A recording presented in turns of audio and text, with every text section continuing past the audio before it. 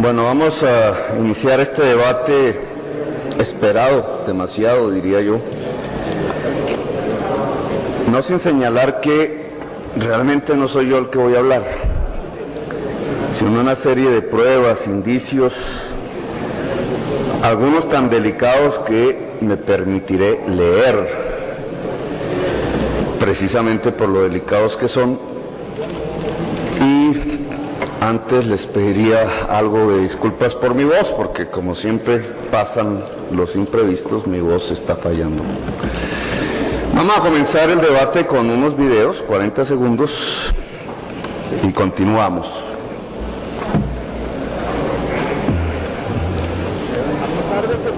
Hora y media, senador. De pronto que estás equivocado, averigua bien, no seas irresponsable, hombre. Yo no te tengo miedo, Petro. Las manchas de sangre que todavía permanecen en sus manos. Sé que usted fue un guerrillero de cafetería, que nunca tuvo el valor de coger un fusil. Y este payaso de Gustavo Petro, viene aquí con un papelito a desconocer las preguntas. No, moción de orden, ¿por qué?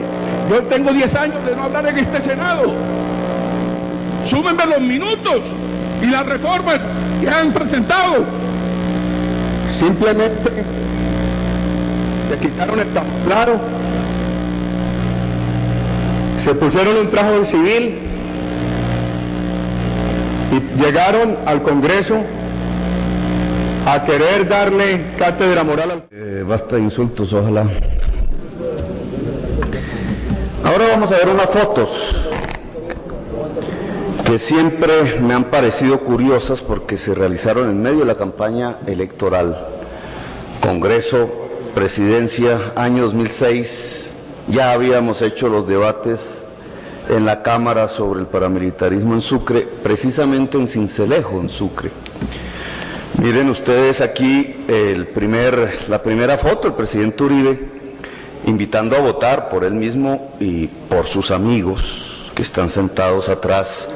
Amigos que, como ustedes observan, ya habían sido denunciados en los debates del Congreso y que no dejan de ser, congresistas hoy en desgracia, procesados: Eric Morris, Álvaro José García Romero, Jairo Merlano, Benito Muriel Rebollo, arriba Alfonso de las Priella.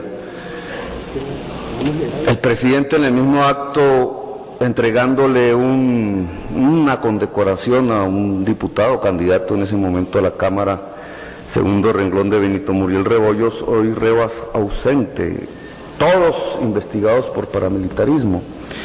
Y me he preguntado un poco este tipo de proyecto político que junta a personas así, que le promete al país que el país va a mejor, ser mejor, con personas así, ¿por qué se juntan?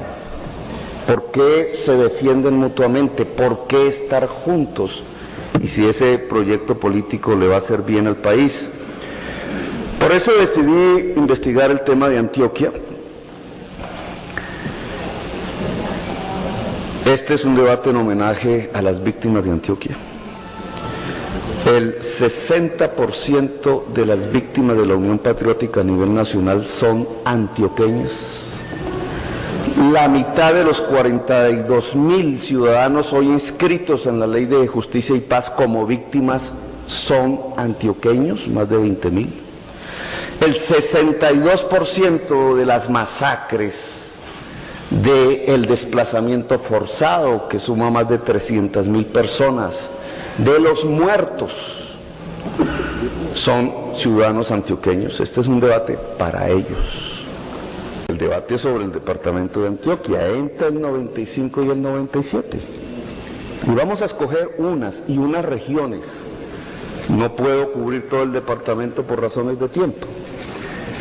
Esta, por ejemplo, la Convivir El Cóndor, se llama así.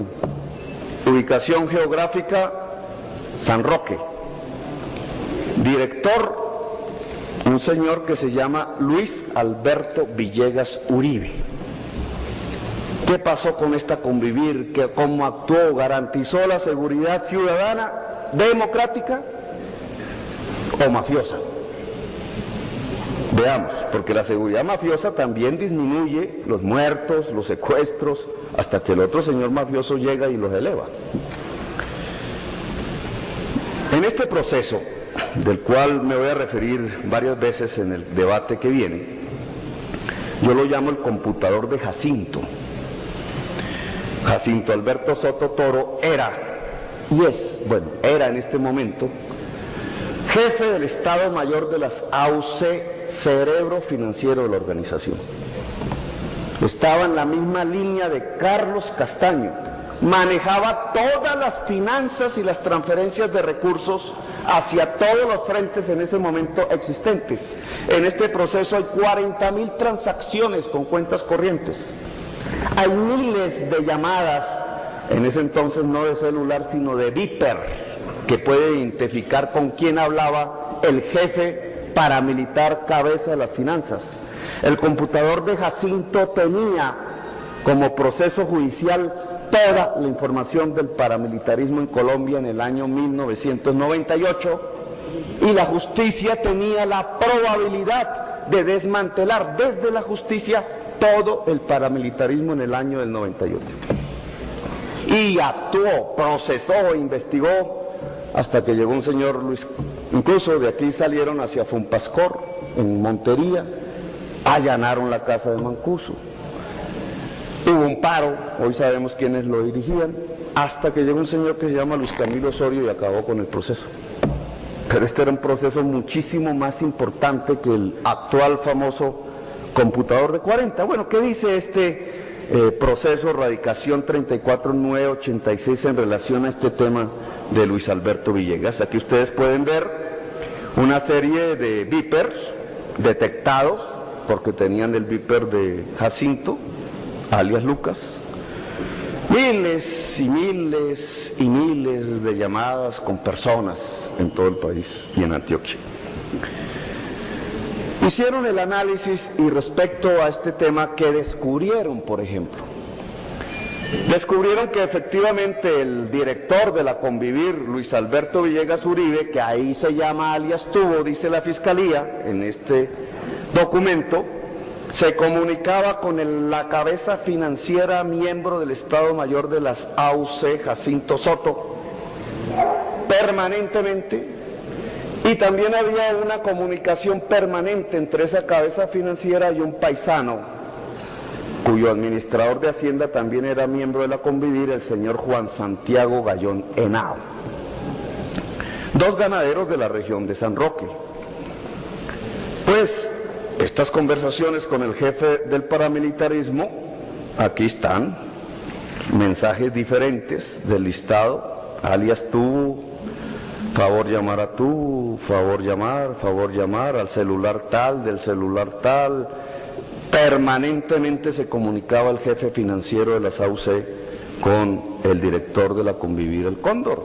Santiago Gallón, su aliado, cuyo administrador de Hacienda era otro de la Convivir, estuvo implicado en un proceso judicial por la muerte de una insigne figura del fútbol antioqueño y colombiano, obviamente, el futbolista Andrés Escobar.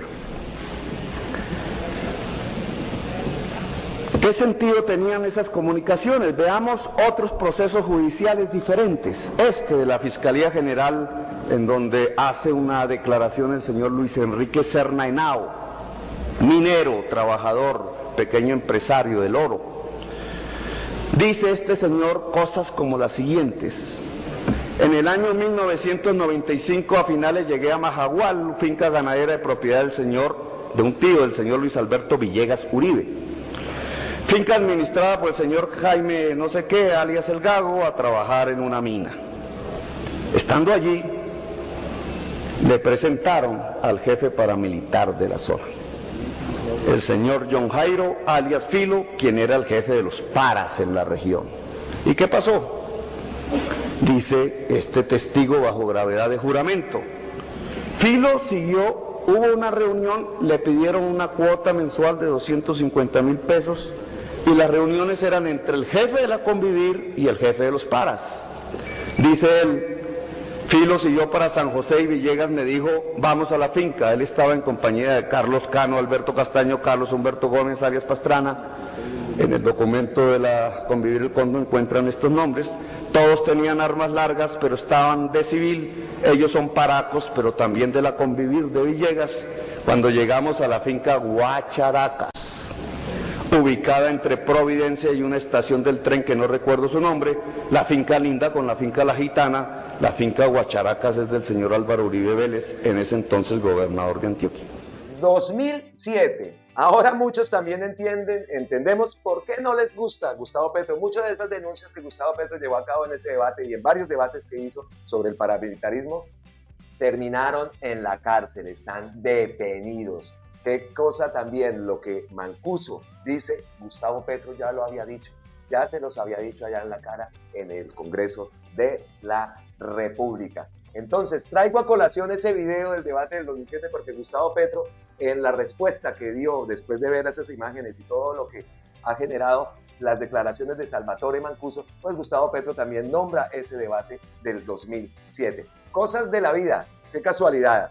Mientras estaba Salvatore Mancuso haciendo esa diligencia y rindiendo esa indagatoria, pues le armaron a Gustavo Petro, los reservistas de los retirados de las Fuerzas Armadas armaron una manifestación en Bogotá, una manifestación llena de mentiras, una manifestación como siempre, impulsada con mentiras. Se escuchó que la mesada 14, que no quieren que le quiten la mesada 14, pero por favor, si Gustavo Petro ayer mismo envió un comunicado, yo lo puse en Notipetrovsky, lo leí, el comunicado de Gustavo Petro, el comunicado del Ministerio de Defensa, donde le piden al Consejo de Estado que no retiren esa mesada 14, y si la llegan a retirar por decisión del Consejo de Estado, pues que el gobierno buscaría la forma para hacerles llegar ese dinero faltante que a la gente le hace falta y que es justo que se les pague. Otra cosa, ¿cuántas de estas personas que estaban ayer en esa manifestación no están involucradas en todas esas declaraciones de Mancuso? Muchísimos, seguro que sí.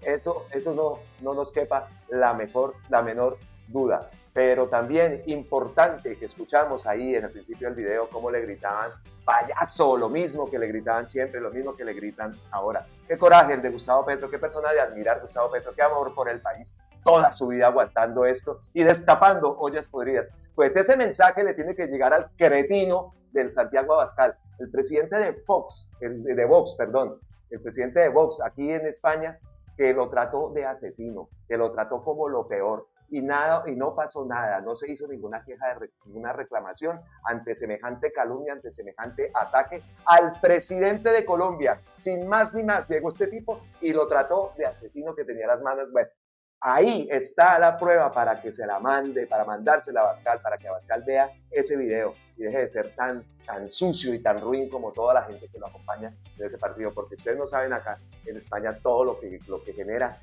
ese partido Vox, y tienen gente y están creciendo de una forma grande. Ellos están cada vez son más. Eso aquí lo que viene en España también está tenaz, pero Abascal, ojalá veas esas imágenes, cretino. Pues en todas estas declaraciones ha salido Pacho Santos. Vamos a ver ahora una cartica que envió Pachito Santos en el 2007.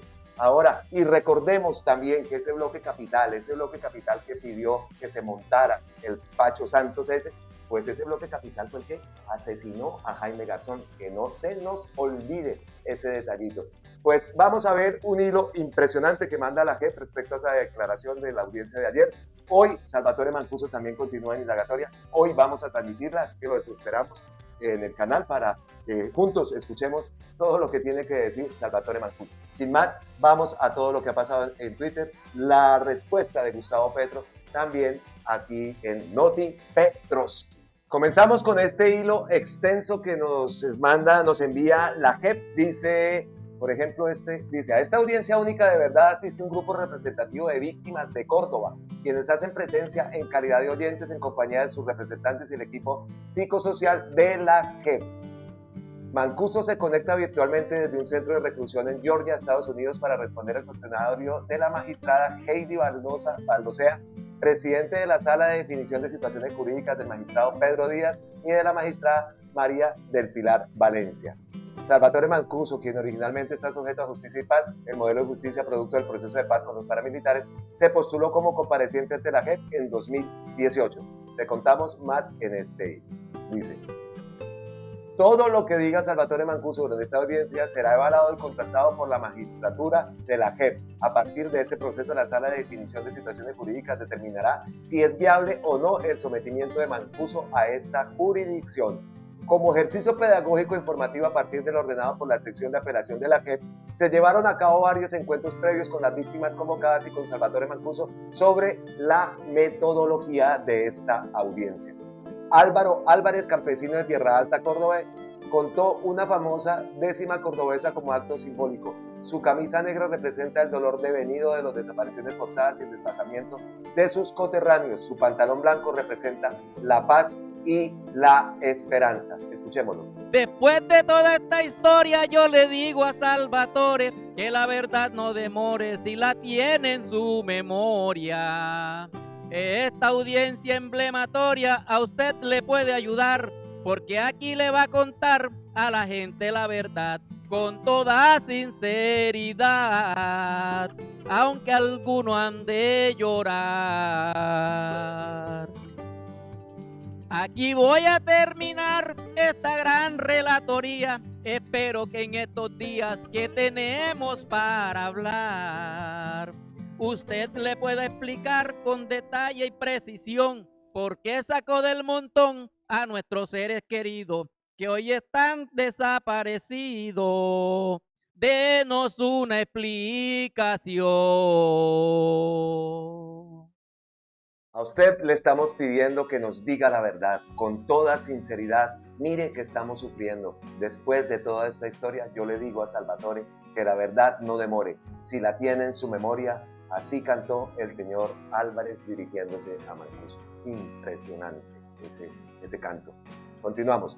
Mancuso Gómez debe demostrar judicialmente que su rol no fue el de un simple integrante de grupo paramilitar, sino que actuó en calidad de sujeto incorporando a la fuerza pública, dijo la magistrada Valdosea, recordando las condiciones de esta audiencia única de verdad. La magistrada además recalcó que Mancuso debe hacer aportes presentes, efectivos, suficientes y novedosos que superen el umbral de lo esclarecido judicialmente, en 18 años de investigaciones tanto en Justicia y Paz como en la justicia ordinaria. Mancuso debe abstenerse de hacer apologías a conductas delictivas, de elevar cargos a terceros sin fundamentos, sin pruebas y de presentar alegatos políticos o disquisiciones que atentan contra la dignidad de las víctimas, añadió la magistrada Valdosea. Bajo estas precisiones, la magistrada Valdosea abrió el primer eje temático de la audiencia, relacionamiento de las convivir con grupos paramilitares. Estas asociaciones sirvieron como fachada para la consolidación de las acciones paramilitares en Córdoba. Lo que yo le puedo aportar a la JEP va desde la ampliación de temas que el comportamiento de Justicia y Paz no tenía capacidad o interés, pero que es de pleno interés para la JEP, hasta situaciones directas en las que participé como bisagra, respondió Mancuso a la magistrada. La magistrada Valdosea le pidió a Mancuso que le responda a la pregunta sobre el relacionamiento con las convivir, su participación en los grupos paramilitares entre los años 80 y 90. Asimismo, le pidió indicar el tipo de relación que tenía en esta etapa con la fuerza pública.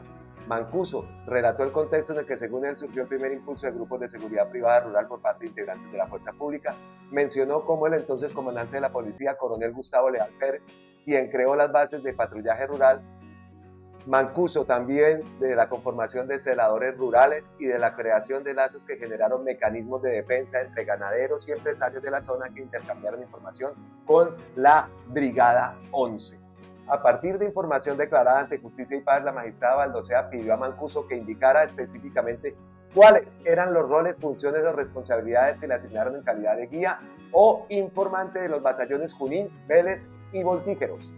Cuando fui a pedir ayuda y protección al Estado, terminé reclutado por el ejército, dijo Mancuso, y relató cómo frente a las expresiones de la guerrilla acudió al mayor Fratini Lovacio, quien pidió su colaboración como guía e informante para poder actuar contra la guerrilla.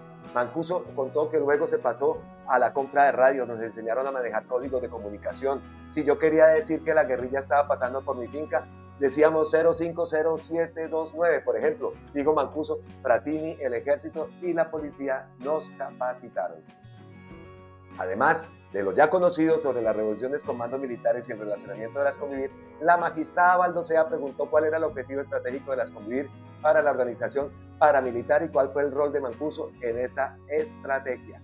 Yo tenía carnet del ejército entregado por la Brigada 11, tenía carnet de policía cívico, chapa de la policía cívica, tenía uniforme de la policía cívica, relató Mancuso durante la audiencia única de la verdad. Ese pedacito está en el video que puse con el título de David Racero, ahí está abajito, ahí lo pueden ver.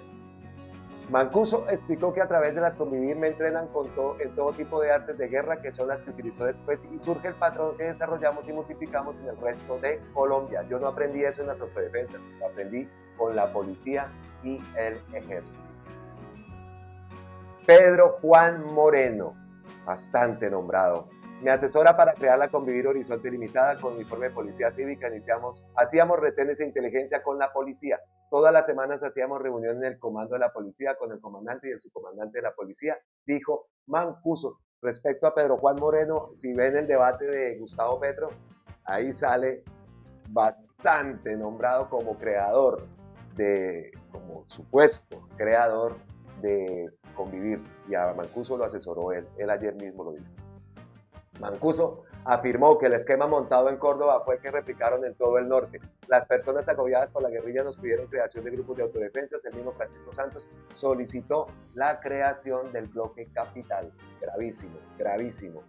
La magistrada Heidi Valdosea pidió a Mancuso que profundizara su declaración ante Justicia y Paz en 2017 sobre las funciones específicas de los batallones Junín y Voltígeros en el apoyo de la Convivir Horizonte Limitada como estrategia paramilitar. Carlos Castaño vio las Convivir como instrumento valiosísimo para el fortalecimiento de las autodefensas. Algunas personas eran reticentes al discurso de las autodefensas, pero a través del aparato legal de las Convivir era más fácil convencerlas, dijo Mancuso. Así fue como logró que apoyaran a través de la legalidad la ilegalidad. Se combinó esta bisagra que fue un entramado profundo de todos los grupos que se crean y se engranan en una bisagra entre la fuerza pública y la autodefensa ilegal, agregó Mancuso. Mancuso relató que paralelo a la anexión de grupos paramilitares en la costa se fueron conformando más Convivir, por ejemplo la de Javier Piedrahíta, que tenía el grupo de Buenavista y tenía un grupo en Sucre. Con él ejecutamos muchas acciones con la policía, dijo. La magistrada Valdosea pidió a Mancuso que precisara sobre las posibles irregularidades en el funcionamiento y la creación de las Convivir, como obtuvo una licencia de funcionamiento de la Convivir Horizonte si contaba con un antecedente penal desde 1991. Mancuso dijo que para entonces ya era conocido por el comandante de la Primera División, el general Iván Ramírez Quintero, por el gobernador de Córdoba y el secretario de gobierno Benito Osorio. Todo el mundo sabía quién era yo, dijo. Mancuso se refirió a una ocasión en que comandó conjuntamente 2 contraguerrillas de la compañía Ballestas al mando del capitán Sánchez y del teniente Camelo, una contraguerrilla del batallón Junín y otro grupo bajo mi mando, dijo. En medio de esa operación se produjo el secuestro de 2 ciudadanos suecos. Entonces me llama el comandante de la brigada y me dice: Salvatore, necesitamos sacarte de ahí urgente y vengas y ayúdanos a planificar la operación de rescate de los suecos, relató Mancuso. En medio de este combate lo extrajeron en helicóptero con la tropa que estaba bajo su mando, relató Mancuso. Luego explicó que fueron trasladados a la Brigada 17 a pesar de que iban vestidos de guerrilleros porque nos hacíamos pasar por guerrilla para mezclarnos. En la Brigada 17 lo recibió el mayor Quiñones, comandante de la compañía Ballestas, y el comandante de la Brigada 11 gestionó para traslados a la base de Tierra Alta. Allí lideró el plan de rescate de los ciudadanos suecos usando planos de fuerzas especiales americanas. Vean cómo me llamaban para que planificáramos operaciones, como comandé una operación directa contra la subversión y como de manera irregular dentro de esas operaciones acusábamos a los campesinos de ser guerrilleros por las marcas del morral en las espaldas, dijo Mancuso. Frente a casos emblemáticos de lo que tuviera conocimiento o participación, la magistrada Valdosea pidió a Mancuso que relatara la forma como se daba la articulación y coordinación entre las estructuras paramilitares y la fuerza pública de manera específica. Mancuso dijo que podía referirse al caso del secuestro de Leonor Palmera, la hermana de Ricardo Palmera, alias Simón Trinidad. Relató que allí la Convivir bajo su manto contó con el apoyo del ejército a través del general Iván Ramírez Quintero y de la policía que los escoltó. La magistrada Baldosea preguntó a Mancuso cómo funcionaba el proceso previo a la coordinación a partir del trabajo de inteligencia. Mancuso dijo que recibían fotos e información de quienes el ejército consideraba que eran colaboradores o aliados de la guerrilla.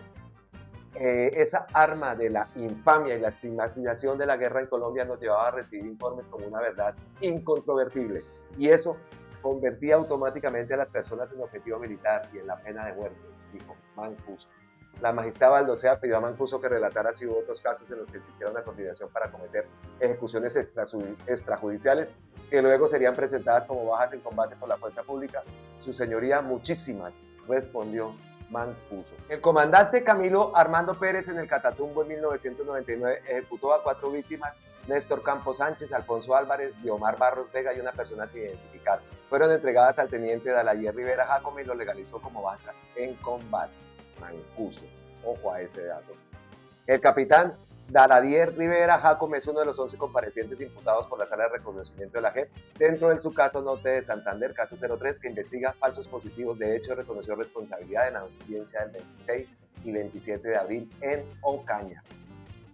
En Campo Gilés, en 1999, se entregaron 3 guerrilleros muertos en combate y el ejército los reportó como miembros del bloque Catatumbo para bajarse la presión que tenían. Señaló Mancuso sobre los otros hechos de ejecuciones extrajudiciales.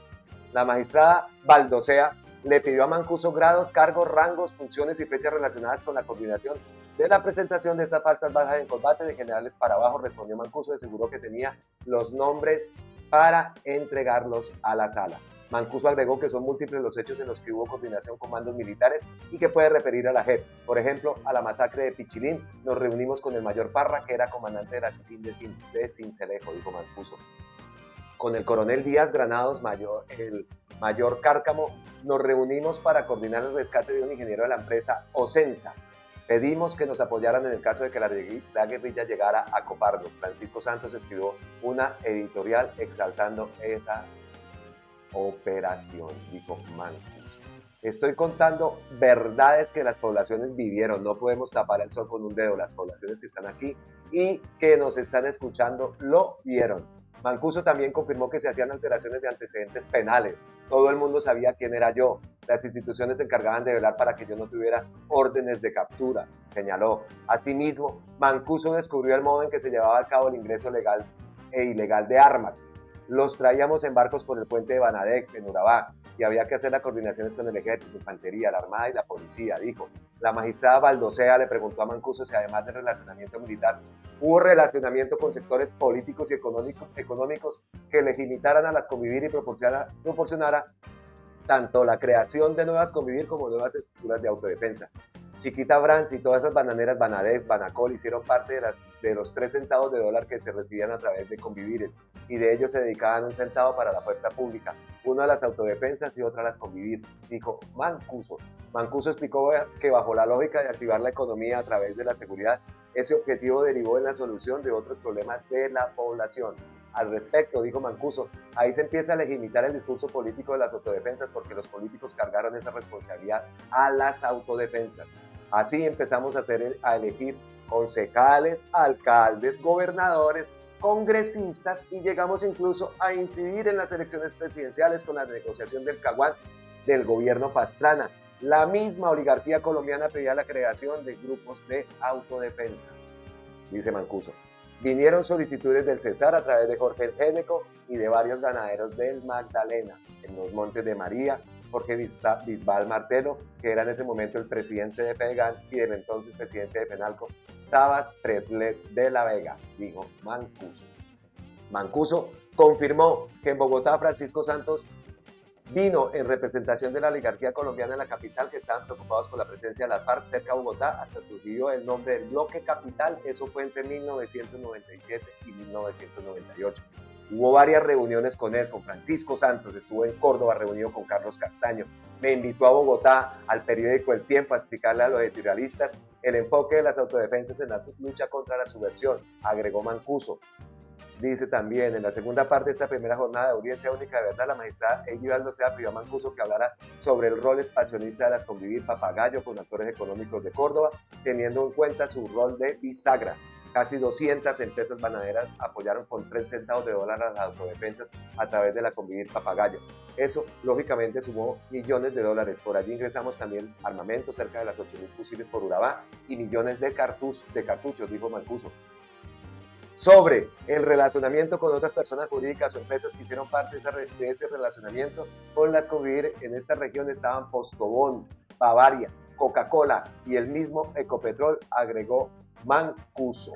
Las armas de las Convivir eran legales y las entregaba la industria militar Indumil, se entregaban a través de las brigadas, incluso en el mismo Indumil. Yo fui a Indumil en Bogotá, en la avenida El Dorado, a recibir armamento de las Convivir Horizonte, puntualizó Mancuso. Sobre la estrechez de los vínculos entre paramilitares y miembros de la fuerza pública, Mancuso notó adicionalmente que entre todos nosotros nos llamamos primos, porque éramos una sola familia, estábamos aliados en una lucha contra el enemigo interno, la guerrilla. Del otro lado, Mancuso confirmó que más de una docena de comandantes de autodefensa tuvimos Convivires, pero no necesitábamos tampoco tener demasiadas, sino promover que otras personas las crearan y fueran punto de apoyo en nuestra expansión, como Jorge Géneco. Ay, ay, ay, ay, ay. Sobre las características del reclutamiento de paramilitares a través de las Convivir, Mancuso explicó que en estas sirvieron tanto para las ACCU como para las AUC. En la estrategia de expansión de todo tipo de apoyos militares, políticos, económicos, sociales, dijo. Sobre los grupos especiales como el que creó el mayor Pratini a finales de los 80, Mancuso mencionó que hubo otros. Unos ejecutábamos operaciones, Álvaro Medina y Pratini conformaron los grupos rurales que yo heredé. Confrontábamos directamente a la guerrilla. Eso es básicamente el gran hilo que hace, un hilo resumen que hace la propia JEP de la intervención de Mancuso ayer. Repito, hoy también hay intervención a las 8 de la mañana, empieza en Colombia, pues aquí la vamos a transmitir en Colombia con usted. Entonces, respuestas de esto, pues Gustavo Petro se refirió. Dice Gustavo Petro, citando ese gran hilo de la JEP que acabamos de leer, dice: se confirma plenamente mi debate parlamentario sobre el paramilitarismo en Antioquia del 2007. Parte de este debate, bueno, una parte chiquitica, está ahí en la intro de este video, pero les recomiendo que lo vean todos. Dura 2 horas y, como les digo, está Gustavo Petro, debate paramilitarismo 2007, y directamente llegan al canal de Petro. El paramilitarismo no fue sino una alianza del narcotráfico con buena parte del poder político y económico de Colombia y un sector de la prensa tradicional para desatar un genocidio sobre el pueblo. La mentalidad paramilitar se adueñó de un sector importante de la sociedad colombiana que cree que hay que eliminar la diferencia. Esa mentalidad paramilitar en parte de la sociedad es el fascismo a la colombiana. Fuerte, Gustavo Petro. Y ojo con esto que vamos a citar acá. Aquí tengo abiertas varias pestañas. Este artículo que resalta Jackie Tolosa, ella desde Twitter, lo rescato y pues obviamente le doy el crédito porque ella lo buscó y lo encontró. Francisco Santos, hay que decir que esta columna que usted mismo escribió en 1997, mire lo que escribió Francisco Santos. Proyecto contrainsurgente, humanizar la guerra. Después de los 3 intentos en los que la ACC, Autodefensas Campesinas de Córdoba y Urabá, se negó a crear un movimiento único contrainsurgente, finalmente la semana pasada aceptó formar parte de las Autodefensas Unidas de Colombia. ¿Qué pasó en el entretanto? ¿Qué significado tiene esa unión? ¿Qué retos le plantea al Estado, las fuerzas militares, la guerrilla y la sociedad? ¿Hasta dónde puede llegar la conformación de un grupo político de derecha? ¿Cuánta gente les está apostando? La verdad es que esta unión se dio en unas condiciones muy específicas y así tenga una organización jerárquica bien estructurada, el mando no me cabe la menor duda, queda en manos de las ACC y su jefe máximo, Carlos Castaño, quien a decir verdad es un estratega militar y político el que les ha dado las defensas o paramilitarismo, como se las quiera llamar, un cariz completamente distinto del que antes tenían esos grupos en el Magdalena Medio o en el Llano. Este es el artículo que publicó Francisco Santos, que va a tener que hablar y dar muchas explicaciones. Como lo dice aquí Miguel Ángel del Río, llegó la hora de que Francisco Santos responda por las graves denuncias de Mancuso. Totalmente de acuerdo. Eso es lo que tiene que ver básicamente con aunque ha creado muchísimo revuelo, lo que pasa es que no lo puedo traer todo acá porque si no duramos acá horas enteras en el video, pero las repercusiones han sido muchísimas. Y otro tema que también no puede pasar inadvertido es esa manifestación que hicieron ayer con medio de mentiras, donde vimos a Zapateiro, a Cabal, a JP Hernández.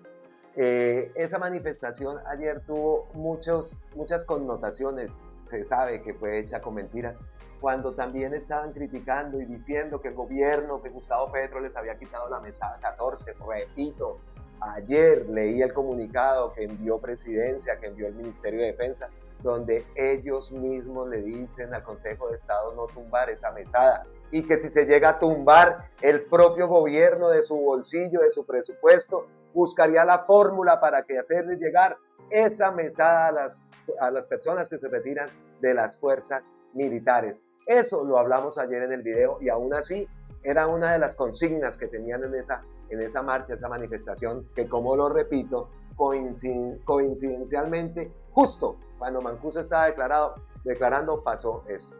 Esas cositas las dejamos ahí en el aire. Coincidencias. Y respecto a esa mesada 14, Gustavo Petro trinó y dice: me reuní con la Asociación de Veteranos hace un mes y fuimos claros en su sede al afirmar: el gobierno no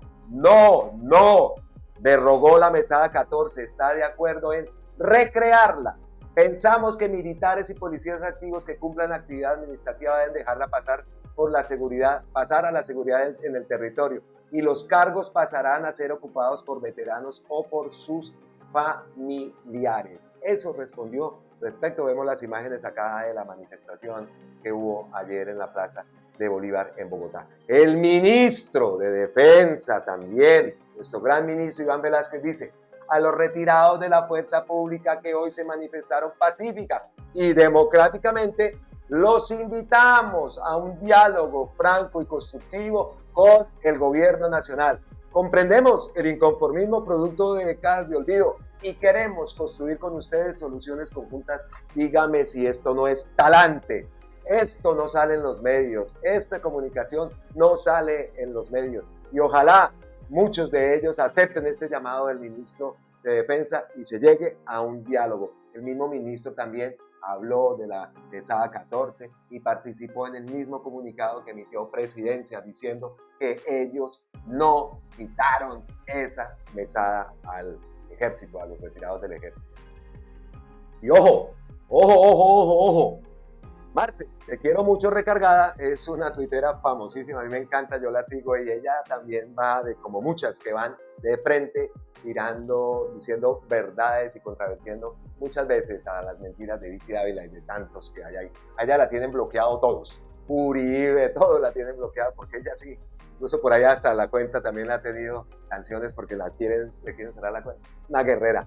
Marce, te quiero mucho recargada, dice: grave lo que hacen los medios. Aquí dos ejemplos, Revista Semana y RCN Radio, diciendo que la bandera que le tenía la estatua de Bolívar era guerrillera. Mentirosos, guerreristas, siempre injurando. Ahí los desmienten, y ojalá también tomen acciones legales contra ustedes por calumniar. Y queda el video de los héroes de la patria, con sus arengas agresivas y violentas. Eso de conmovedor no tiene nada. Así son los tweets de Marce, te quiero mucho recargada. ¿Qué es lo que dice Marce? Pues ven, acá dice: RCN Radio, miembros de las reservas de las fuerzas militares en la Plaza de Bolívar quitaron las banderas de las guerrillas y guardia indígena que tenía el monumento de Simón Bolívar y pusieron la bandera de Colombia. Al guerrillero, ¿no? De Bolívar. Es que.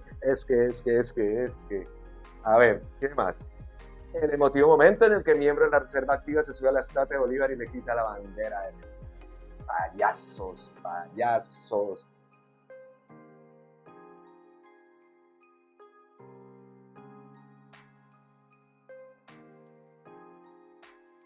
Bueno, dejemos eso ahí. La bandera roja que reposaba en el pecho de la estatua de Simón Bolívar era nuestra bandera, escribe Cuco, Bogotá. Lamentamos que los discursos de odio y venganza aún proliferen en nuestro país a partir de manifestaciones como la de RCN Radio y exmilitares. El camino del país no será el guerrerismo. Y miren esta perla que publica Caracol. exintegrantes de la Fuerza Pública protestaron en la Plaza de Bolívar de Bogotá en respaldo a los uniformados activos y en contra del gobierno del presidente Gustavo Petro.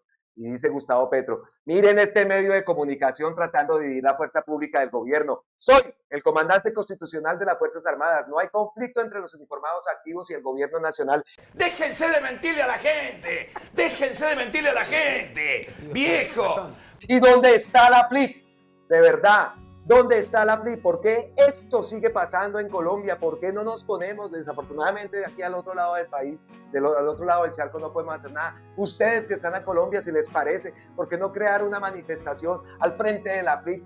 ¿Dónde está? ¿Por qué la FLIP permite esto? Están hablando de cosas gravísimas que pueden originar en un golpe de Estado, que es lo que ellos quieren, ya están practicando ese golpe de Estado hablando. ¿Hasta cuándo va a haber en Colombia esto? Que cualquier persona, cualquier medio, por sus intereses personales puedan seguir manipulando a la opinión pública, la gente en los territorios. Por eso es que tampoco quiere que tengan internet, porque si llegan a tener internet tengan la oportunidad de informarse por otro lado. La gente tiene que en los territorios y por allá en la montaña tiene que ver esto y por qué Gracia tiene que soportar que el gobierno siga recibiendo ataques de estos medios.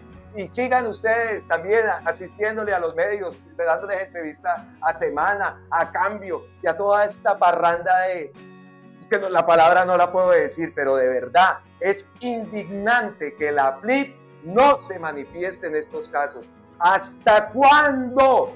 Basta ya de tanta desinformación. Tengan la gallardía de informar con las cosas como deben ser. ¿Por qué no sale en esa nota de Noticias Caracol que el gobierno está diciendo que incluso de su propio presupuesto buscará la fórmula para entregar esa mesada 14? No puede ser. ¿Dónde está la FLIP?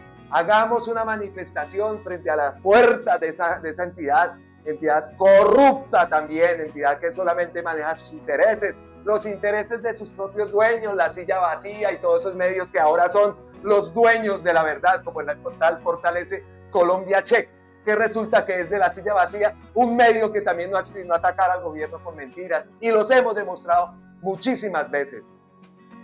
Párate, Sudé de verdad, es que es indignante, y aquí al otro lado del charco es más indignante sentir que todavía pasa esto, que no se hace nada. Miren cómo el Abascal español vino a tratar al gobierno y nadie se quejó. Tenía que haber pasado una protesta, una carta de protesta ante ese partido, no ante España, sino ante ese partido, porque así quedó como y así todavía ves medios hablando y la gente todavía diciéndole, ustedes tienen un matón de presidente, y no pasa nada, ¿cierto? No pasa absolutamente nada.